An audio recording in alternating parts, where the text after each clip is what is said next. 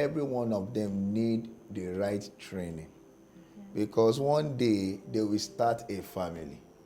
And whatever they learn from their own father's house is what they will go and manifest when they begin their own family. So training a girl child better than the male child is an error. It's a big error. Because one day the guy will be married. That's why today we still have mama's boy. Many are married as a man, but they still go to their mother to get instruction to handle their wives.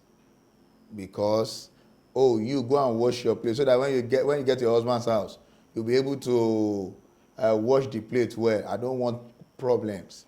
And now, you, my son, when you are married, your wife will be washing plate for you, so you don't bother about that. It's an error in training. It's an error in training. We understand nowadays the woman in the house also wants the man to help her. No matter how busy the man is, when he returns home, no matter how long he has gone on that trip to go and look for the money to fend for the family, she still wants, darling, please help us with these chores. Help us with that chores.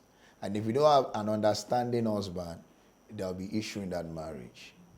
Even if the woman is a full housewife and the man is bringing all the money they needed, the woman still wants the man to do something.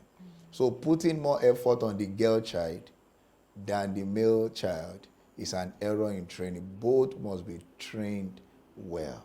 We must train our guys that when you grow up, you are a helpmeet to each other. Love your wife and help her. Love your husband and help him, so that there will be no issue of quarrels and fights and domestic violence when they begin their own family. So all of this must be put in place as they are growing up. So at a certain stage, the boy must be taught how to wash his own itineraries, how to wash the plate in the house, when to start sweeping the house. Even if there is a house help in the house, they must be taught all of these things. Because one day they will find themselves out there, and before you know it, any child that messes up outside there, the first thing people will say is that this guy, this lady is not well trained. That means they are referring to the parent as bad parents. So the two of them must be trained at the same level, the two of them. So concentrating on one than the other is an error in training. Thank you, sir. So whose duty is it to train up the child? Whose duty? Is it the father's duty to tell the guy, this is how a man must should behave to the wife, this is how you must raise your family? Is it the woman's duty or the man's duty? Well, I said it earlier. It doesn't fall on one. It's a collective responsibility.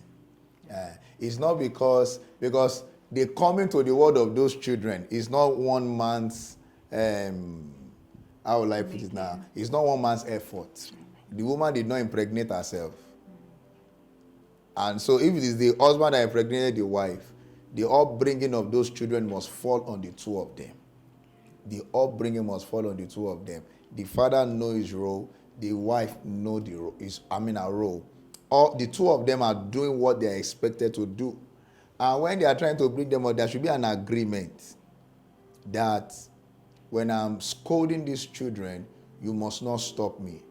When you are scolding them, I'm not going to stop you.